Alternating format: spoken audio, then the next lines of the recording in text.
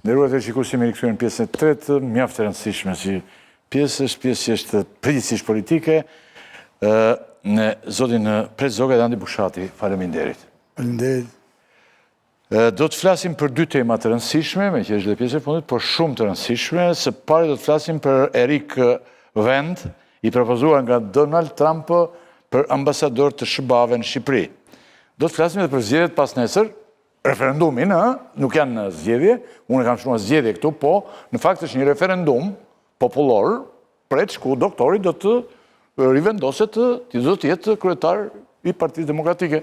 Do të vazhdoj të jetë, edhe të shtunën e tutje. Tani, i nominuar, thamë, filloj me të parë nga presidenti Trump për postën e ambasadorit të SBA-ve në Shqipëri, Erik Vend, është shfaqur në Komision e Punëve të Jashtme në Senat. Për Shqipëri nuk është përgjigjuar, ka thënë gjëra të rëndësishme të gjitha, po për hallet që kemi ne këtu, e ka pasur pak të vështirë përgjigjen. Të ndjekim disa momente nga fjalët e tij.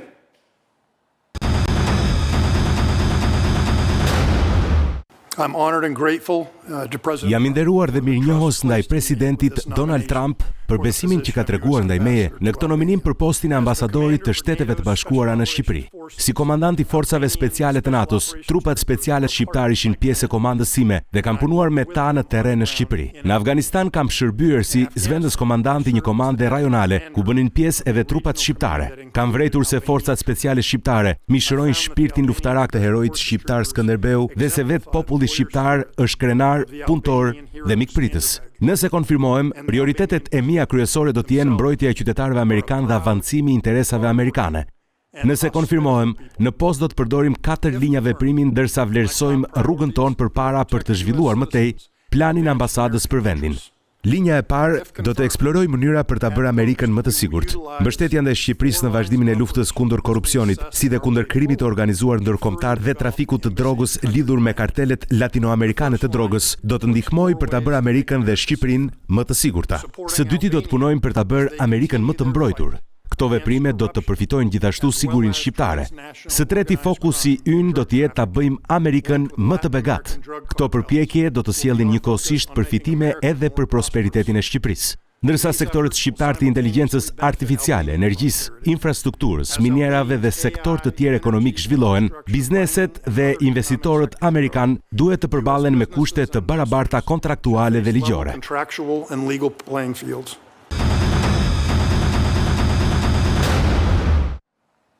Pra ishte i nominuari për ambasador të Shtetit Bashkuar të Amerikës në Shqipëri.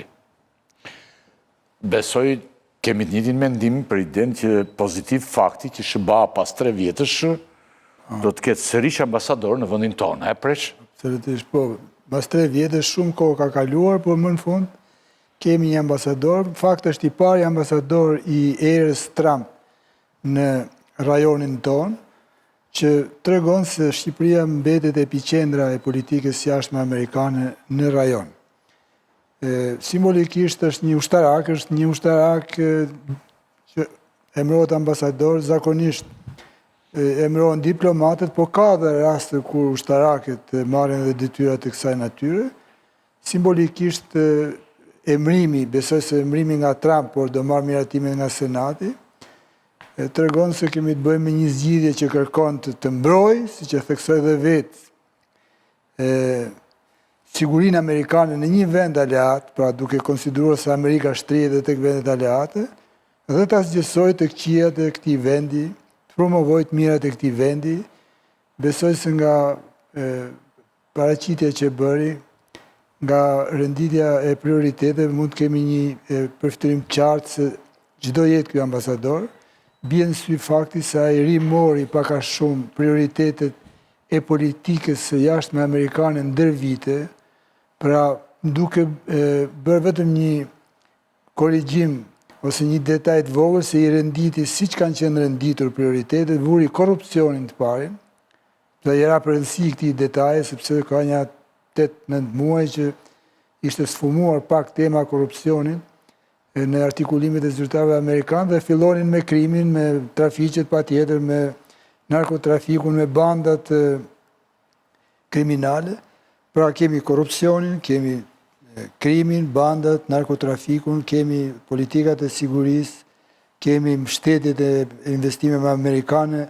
Në Shqipëri këto janë pak a shumë prioritete që i kanë pas tradicionalisht ambasadorët. E reja është se vjen një ambasador i cili nuk vjen për të bërë shumë diplomaci. Vjen, është decizionist, vjen për të goditur, për të mua në goditjen e korupcionit dhe krimit. Unë mendoj se do le gjurmë të rëndësishme për gjatë mandatit ti në Shqipëri, ndoshta si pakush, edhe vjen me një mision për të dhënë një impuls të ri përpjekjes që ka nisur në Shqipëri prej vitesh për të luftuar korupcionin në sferat e larta. Paraqisni ambasadorin me atjetë aty vazhdimisht, ta fiksojmë se do ta kemi këtu. Dhe së fundi për të luftuar, mendoj unë, në ndjeva dhe nga teksti, interferencat e vendeve armike në Shqipëri, vendeve jo mike, ose dhe pranin e tyre, pranin e vendeve tuja armike, që janë dhe armike ose dhe rivale SBA-ve në Shqipëri. Një kolegu ju në falni, dhe si ashtë kësi, për pjesën që iku, më shkruan, kolegu ju në nderuar, dhe miku im shkruan, gazetar, është drejtori i Akus, apo fola thot, është goditur në sy dhe në vetull, dhe është jashtë rrezikut për jetën drejtori i Akus, Ramir Haderi, në Shkodra. Bushat?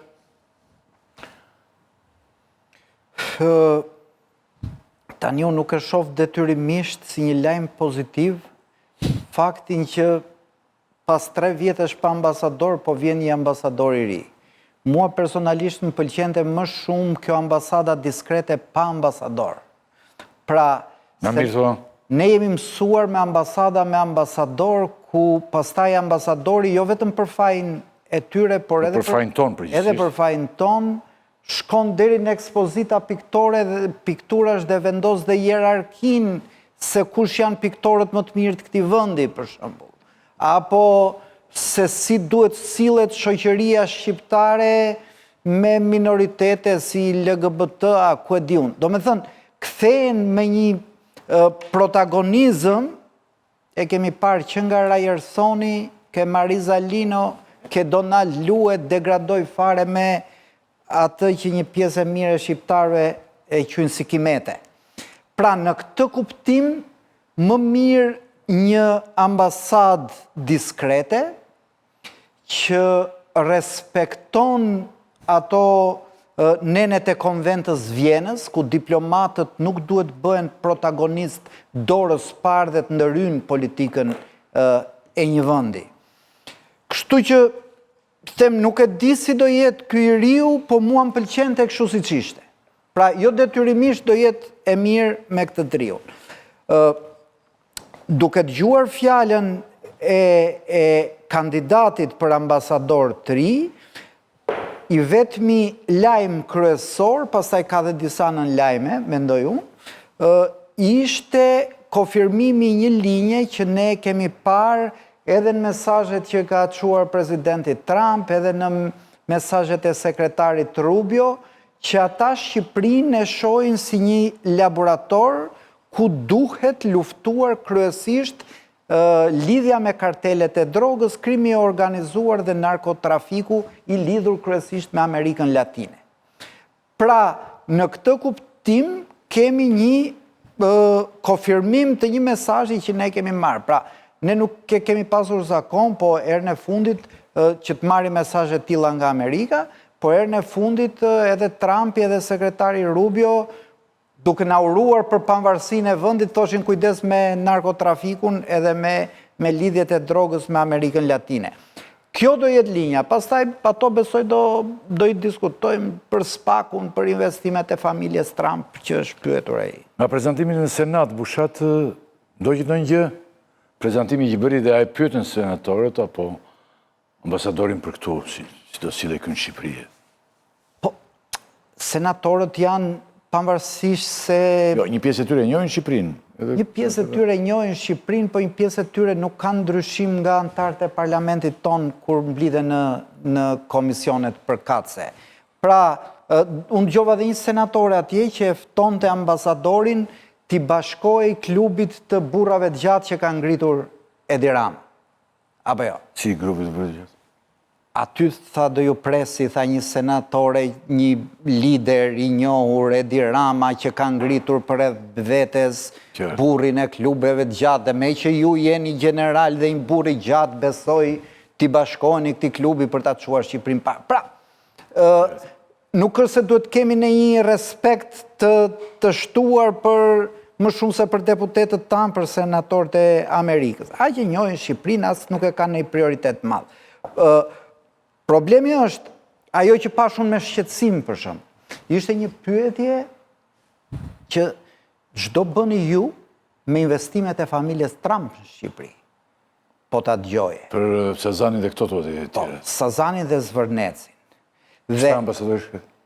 Ambasadori kishte dy linja. Njëra linjë ishte që, dëgjo, ne do mbrojmë interesat amerikane dhe unë do jem atje gjithmonë një ruajt i zbatimit ligjit. Pra, përgjigje e parë është korrekte, po unë nuk e di, tha ai, që atje ka interesa ekonomike familja Trump. Ndërkohë, ai do jetë shqetësimi kryesor i një ambasadori këtu.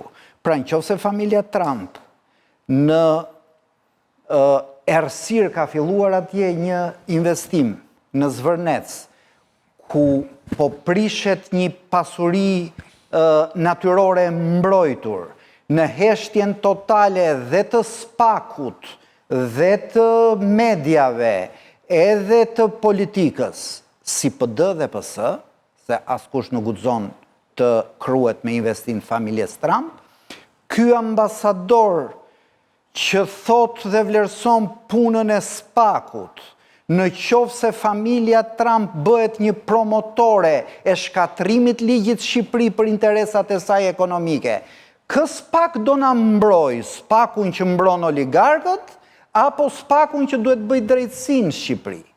Pra, kjo janë gjëra për tu parë, po janë gjëra që kur e dëgjoje, kandidatin për ambasador të ngjallnin dyshime. Pra që ti si e thua tani këtë...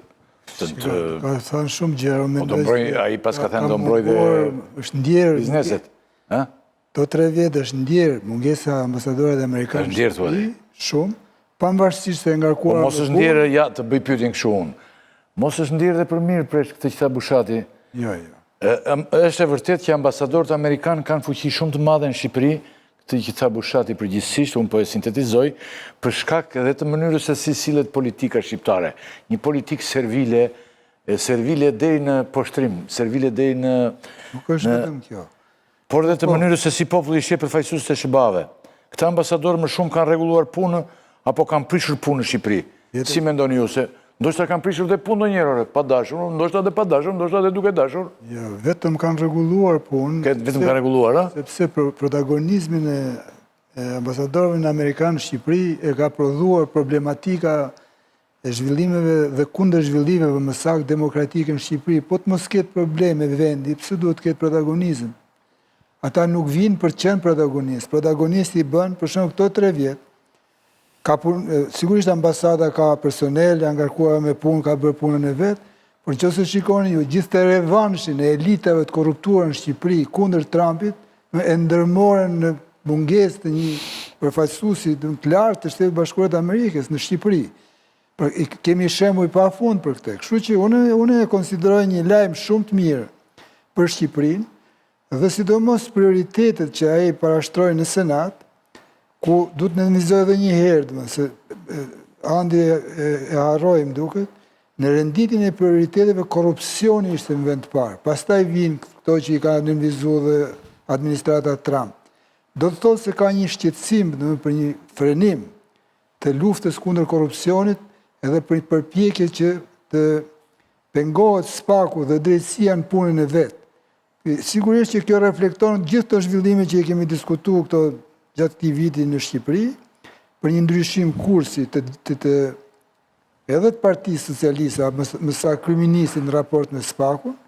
Pra tani Spaku është në një farë mënyrë është kundër, jo kundër, por është në sulme, do thosha, të 2 partive kryesore, sepse secila nga partitë, domethënë, merr pozicion ndaj Spakut, e mbron kur merr në hetim palën kundërshtare, Partia Socialiste gjithashtu e sulmon, e mbron kur merr në hetim Ilir Metën dhe Sali Berishin, por mban tjetër qendrim kur merr në hetim Erion Velian, Belinda Ballukun me shok, kështu që ata si thosh e plotësojnë gjithë harkun e spektrit për qenë kundër SPAK-ut. Vjen ambasadori, vjen me këtë prioritet. Natyrisht që ai do komportohet si ambasador, sepse gjithçka është në fund të herës, në fund është në dorë të vetë institucioneve drejtësisë shqiptare. Por kjo ka shumë rëndësi për mendim, sepse i inkurajon. Pra ardha e ambasadorit shërben për të inkurajuar drejtësinë, SPAK-un dhe GKO-n që të bëjnë detyrën të patrembur, të pa kompleksuar edhe nga paralajmërimet që marrin sikur mbas pak vitesh nuk do të rinovohet mandati, nuk e di, diskutimi do hapet prap. Por sigurisht që lufta kundër korrupsionit në sferat e larta është në fillimet e veta. Nuk është si jemi në fund, edhe tani s'na duhet më kërkush. Në ka kjo pikpamje them unë që është një ambasador që vjen nga ushtria, është general, ka domethënie dhe kjo gjë, sepse ka domethënie dhe teksti i tij në lidhje me sigurinë e SBA-s, sepse këtu është bërë pak han Shqipëria, domethënë, si han pa porta, dhe ka pak nevojë për një lloj kontrolli, domethënë. Ajo e pa njohur për mendimin tim, ka të bëjë me këtë që si do komportohet ambasadori ylli në lidhje me aspiratën e Shqipërisë për të bërë pjesë e BE-s. Së mbëri përshtypje që nuk e përmendi, zakonisht kandidatët për ambasador dhe ambasadorët amerikanë kanë pas gjithashtu si një kur ishte administrativ, tani ai nuk e çan shumë kohën. Kështu që në kushtet kur ka një ftohje, ke shtym dot të burin general tani që po vjen këtu që dashurohu me Bashkimin Evropian, ti themi sidomos te Trumpi që nuk e shikon dot me Bashkimin Evropian e tjera. Bushati të ndryj te kjo, të mbetemi te kjo pjesë, se mund të them që nuk e shtym dot, nuk e detyrojmë dot generalin për që të dashurojë Bashkimin Evropian. Ne mund të flasim vetëm princip se zotnia s'ka ardhur akoma të ushtrojë detyrën. Po ku jam unë kundër optimizmit të Preçit?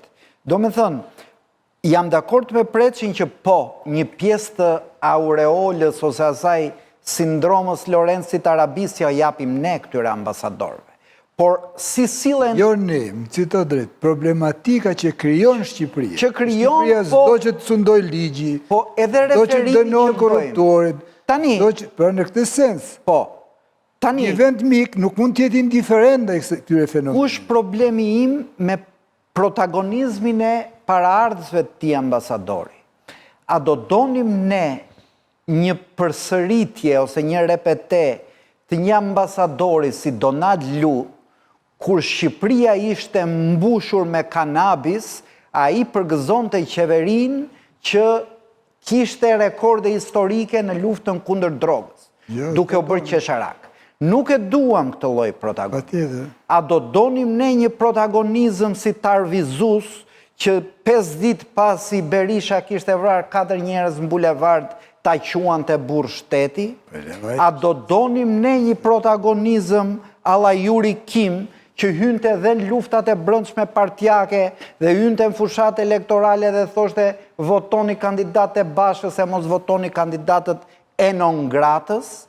Në këtë kuptim unë them më mirë një ambasadë diskrete, pa një protagonist që ju mëson shqiptarve si hahet veza në gjese, si bëhet seksi në darkë, se sa... Jo është për ta ridikulizuar, se kjo s'ka... Pa tjetër, Preç, unë e quaj fyerje... S'mund t'ja bosh ambasadorëve... Unë e quaj fyerje, e quaj... Batuta skeqësh, sepse bie biseda. Thuaj një gjë që the për shembull për Donald Lund, Donald Lund, ose Arvizuaj, po jo është deklarat diplomatik. Yuri Kim, nuk po shkoj ke Rajersoni që t'ike në tribunat e partive. Pra, unë jam kundër këtij lloji, sepse konventin e Vjenës, për mos ndërhyrjen politikën e brendshme, e ka ratifikuar Amerika para Shqipërisë.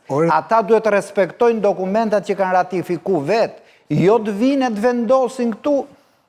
Amerika ndërhyn kudo ku ka konflikte. Ti mendon se ambasadorët e SBA-s në Shqipëri do të rrinë indiferent kur politika shqiptare është e mbërthyrë në konflikte, domethënë që mund të ketë, po të mos kishin qenë ambasadorët, do kishin ndodhur ngjarje shumë më të rënda në Shqipëri.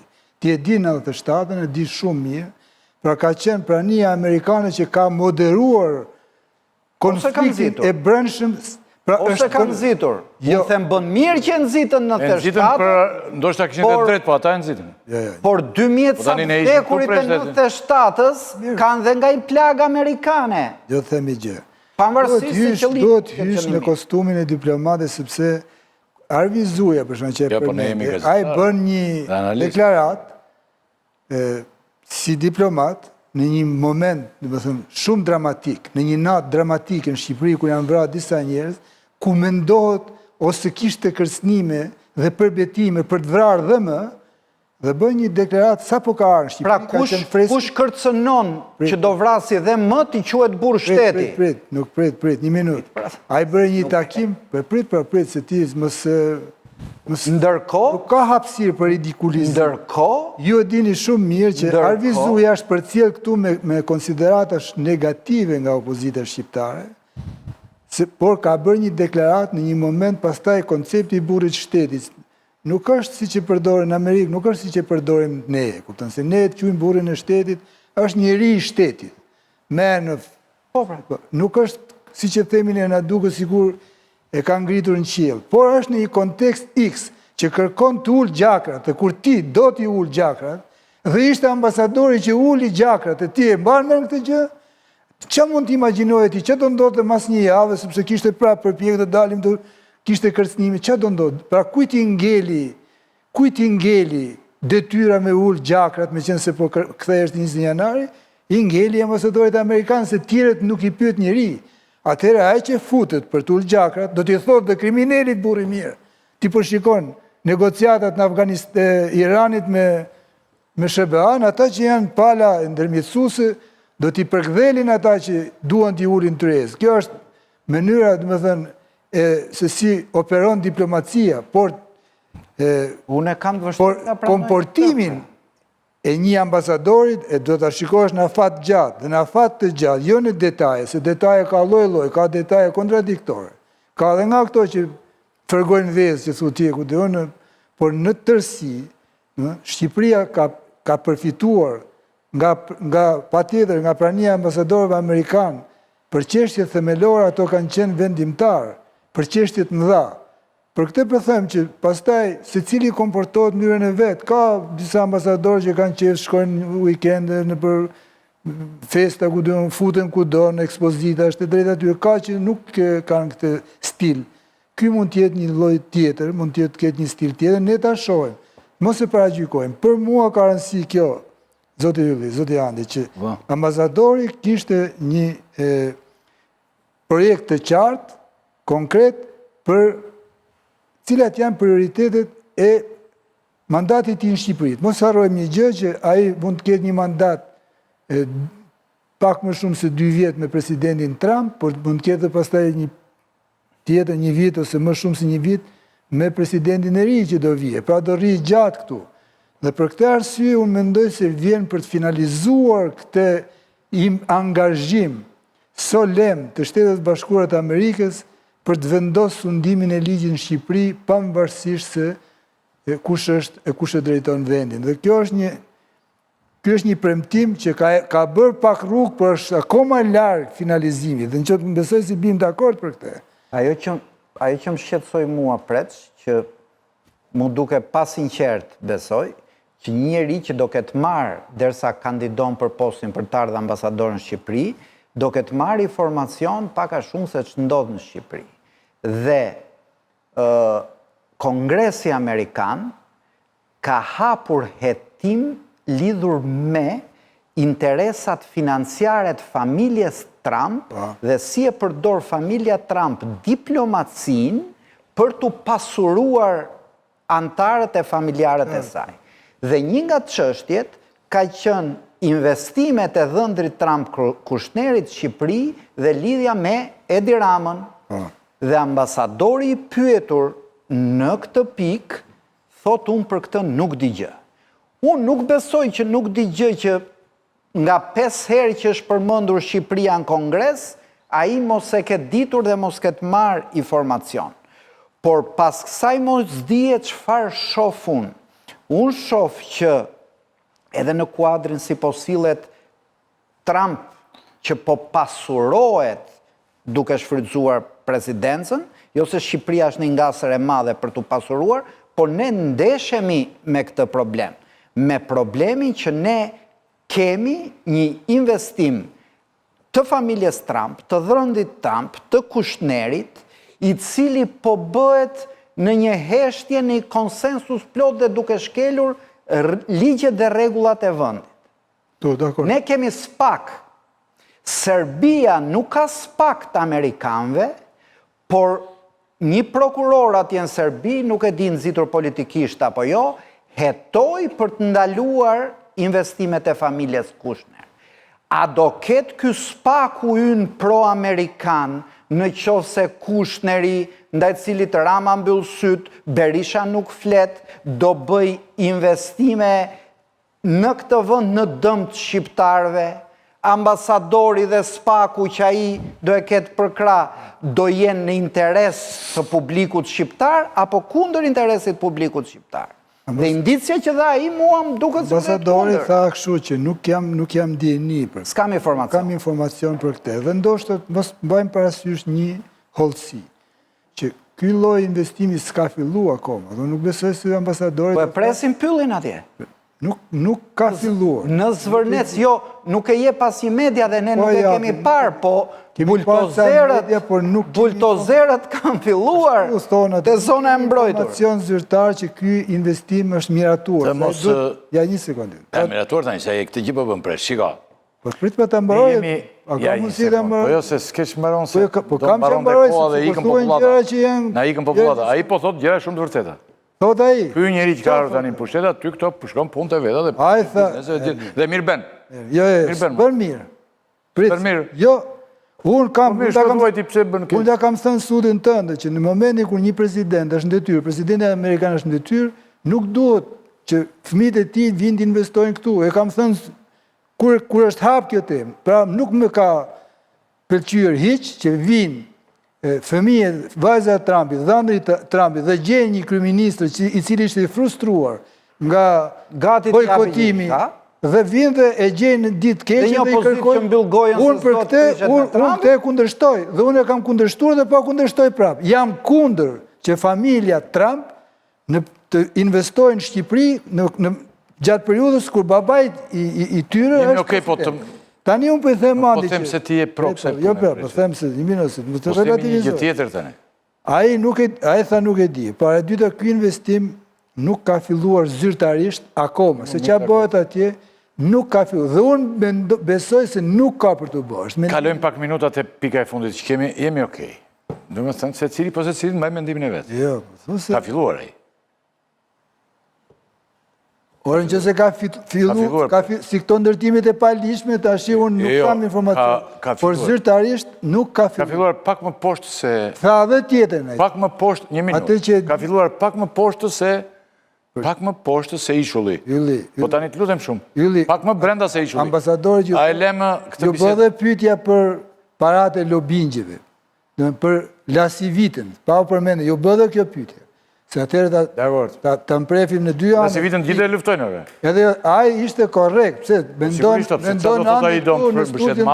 mendon Andi këtu në studion ku jemi ne, që dojtë ka emeru Trumpi, po tani të i Trumpi.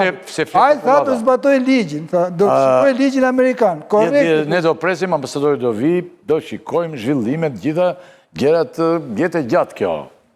E mbushur me plot, me procese.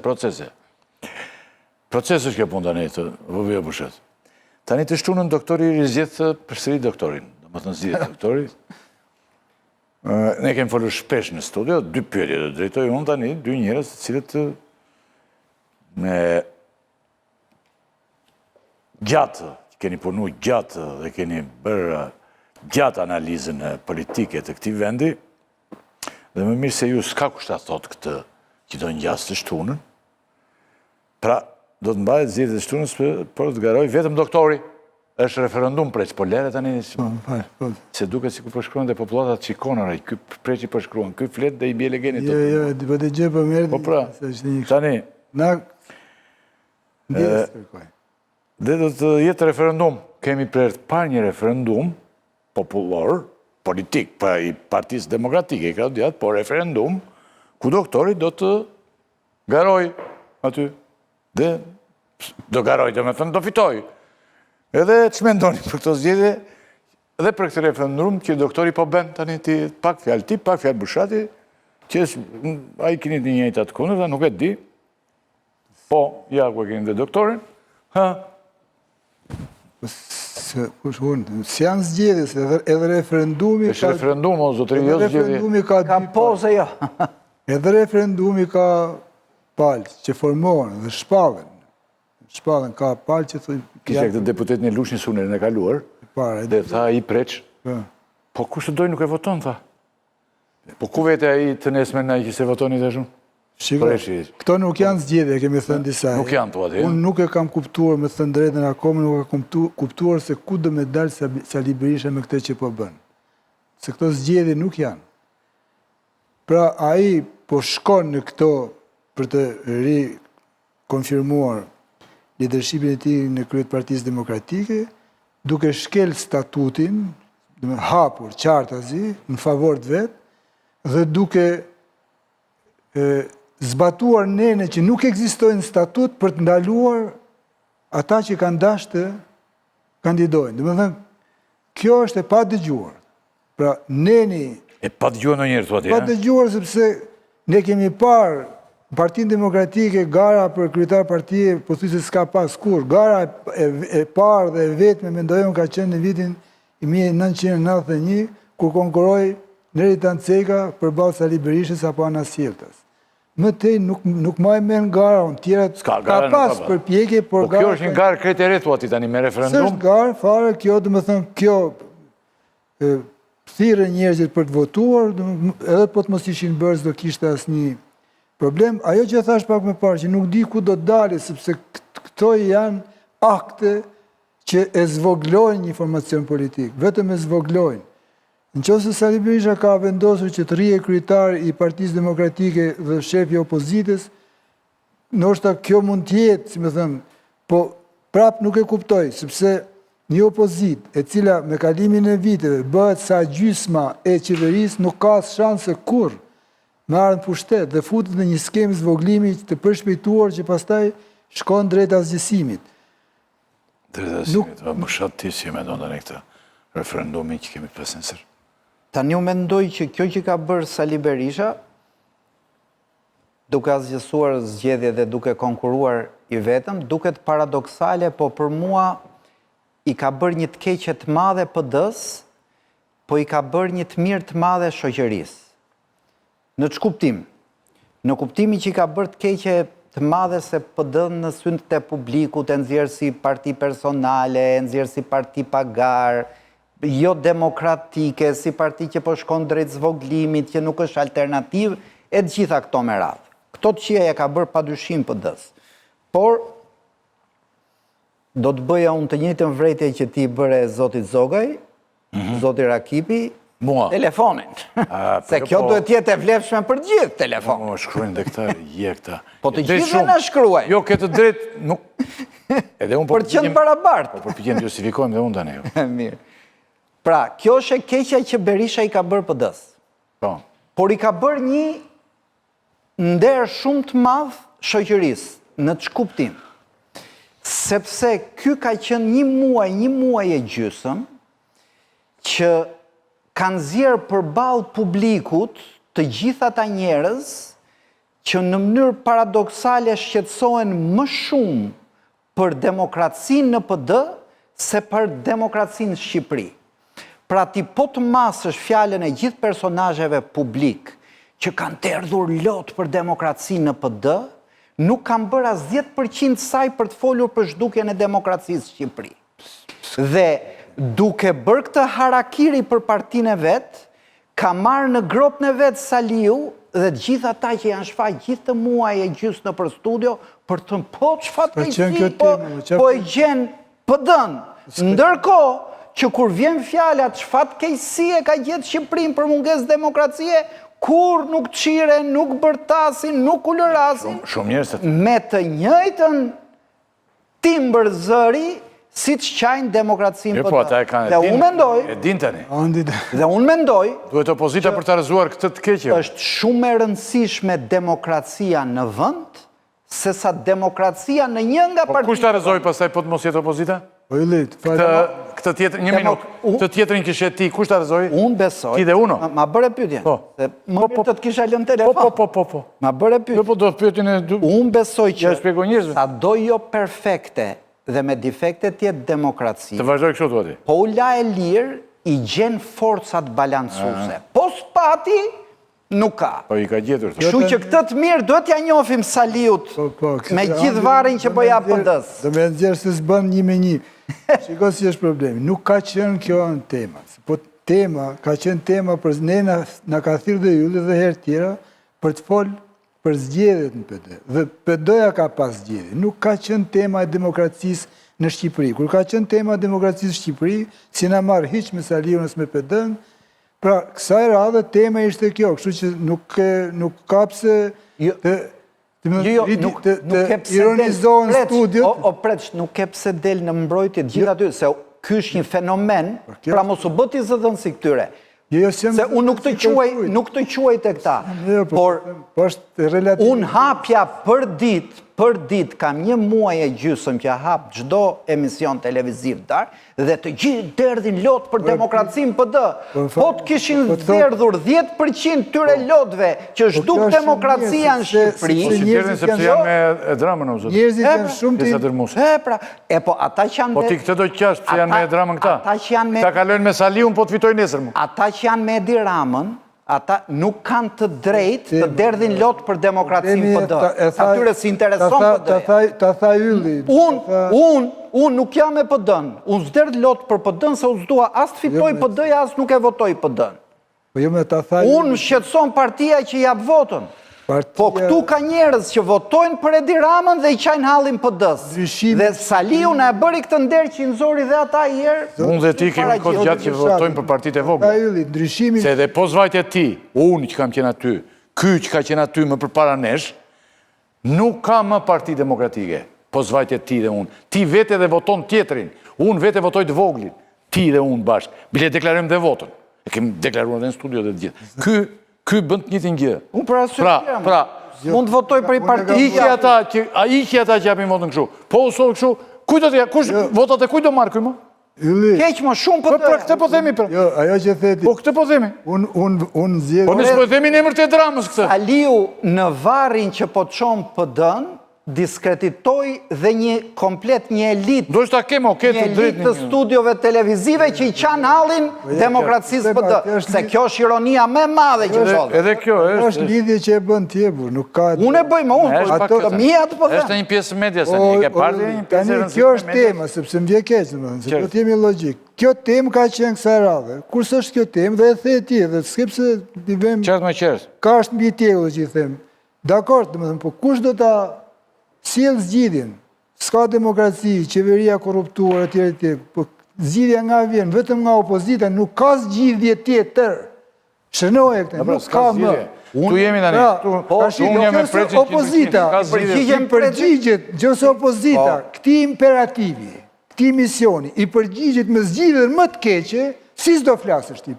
Se ke kohë jam maroja, dhe Saliu maronë sot i javë, gjithë vitin do flasin për qeverinë, prapë. Prandaj e vura është problem madhor, në dukje mund ta vesh në balans kohë pas sens. Prandaj e vura në dukje këtë paradoks preç, se unë jam dakord që po ndryshimi ndodh nga opozita, nga alternativë.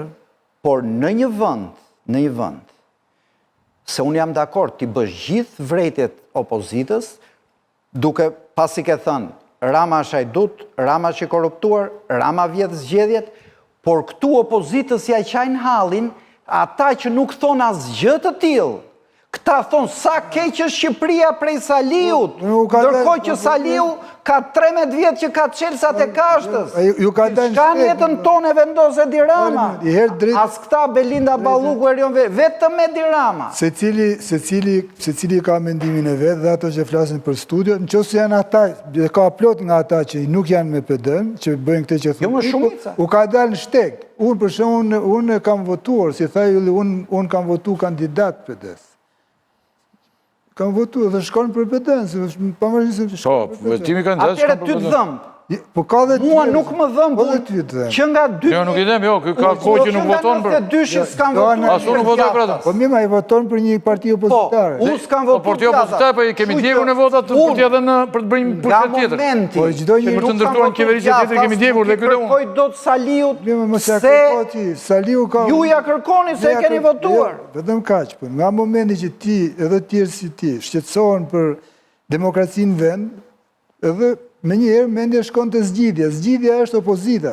Opozita e vogël ka pesh, po opozita e vogël nuk e përmbys. Jo, preq.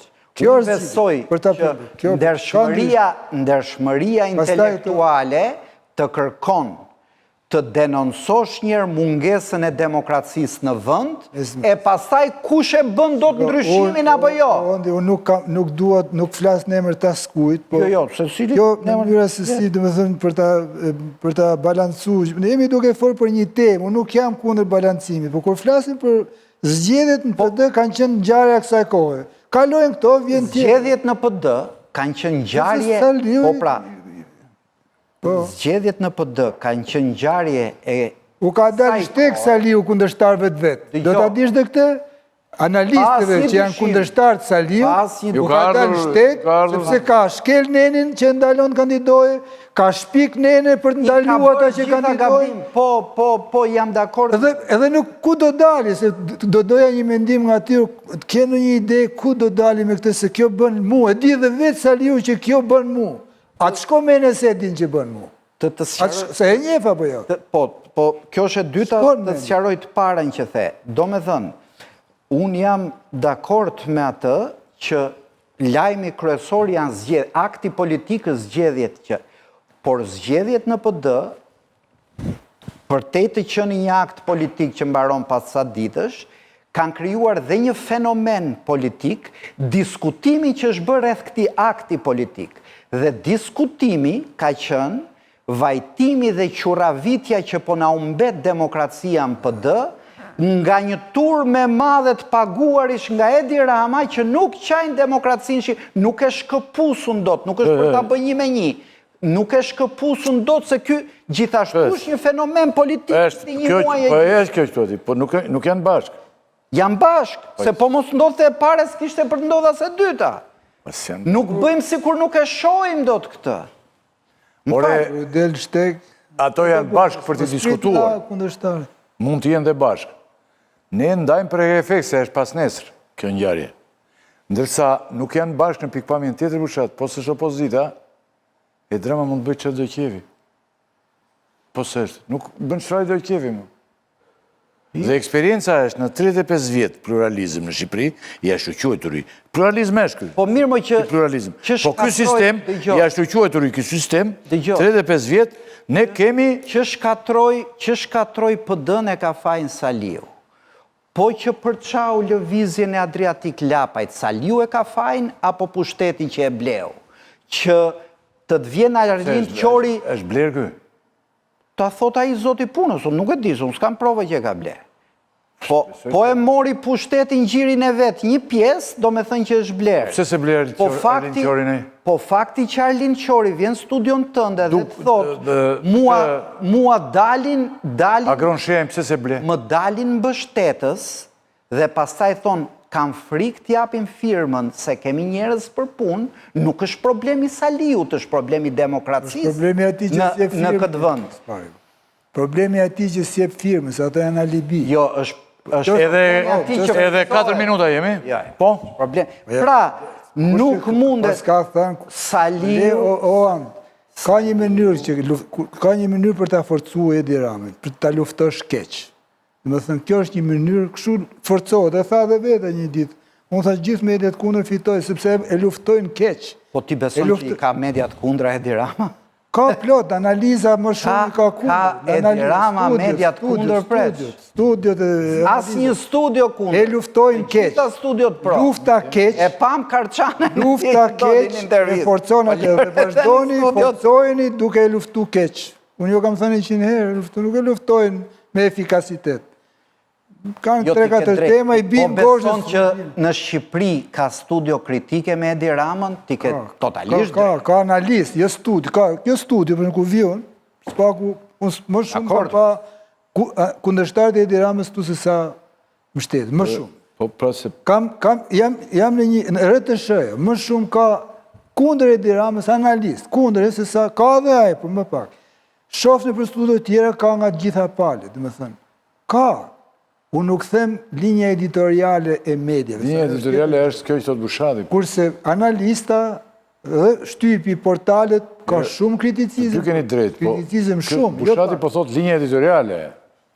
Ma ka shumë pronarë dhe këto gjera dhe një kanë interesat shkretet e punët e tyre, halët e vetet. Por mos harrojmë gjë që nuk i bën të mëdhaja mediat propaganda, i bën programacioni, se mos ta ngatrojmë si herëte. Gjose Edi Rama është në propagandë, e braktisin, nuk e ndjekin qindra mira njerëz të televizionin. Ja kanë gjetë anën ato me programacioni me del dhe opozitë. A ishte autokrat, a i Bushat ky Ungarezi, o s'kishte autokrat në botë. Unë kam udhëtuar në Budapest dhe taksistët, ishte njerë, edhe taksistët ishin njerëz si i gënjente a i. Dinte ti mashtronte shumë bukur. Kush? Ky Urbani, në Budapest. Edhe taksistët tani më thoshin, ma spjegonin mua vitën parë, që ky është i zoti e këshu e ditë, dinte ta bënte edhe të propagandë, si shdi ta bëje Edi Rama këtu. Por ja erdi opozita aty dhe e mori dhe hoqi zvarë. E kupton? E mori. Dhe sa i thot Saljanit, mos hajde në garë.